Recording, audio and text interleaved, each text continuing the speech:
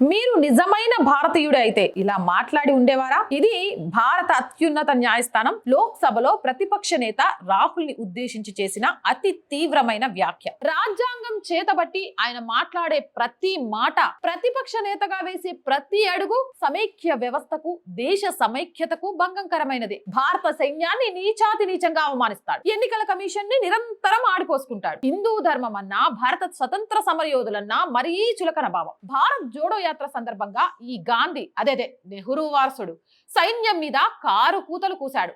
గాల్వాన్ లోయలో మన సైనికులు సరిగ్గా వ్యవహరించలేదట. ఎన్నికల కమిషన్ విషయంలోనూ ఇదే తంతు. పాకిస్తాన్ ను వెనుకేసుకొని రావడం, చైనాను ఎంతగానో కీర్తించడం ఆయనకు ప్రీతిపాత్రమైన విషయాలు. 2000 చదరపు కిలోమీటర్ల భారత భూభాగాన్ని డ్రాగన్ ఆక్రమించిందని రాహుల్ ఆరోపణ.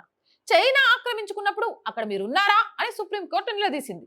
ఆ దురాక్రమణకు సంబంధించిన బలమైన ఆధారాలు మీ దగ్గర ఉన్నాయా అని కూడా నిగ్గుదీసింది. ఆధారాలు లేనప్పుడు అలాంటి వ్యాఖ్యలు ఎలా చేస్తారని తలంటింది.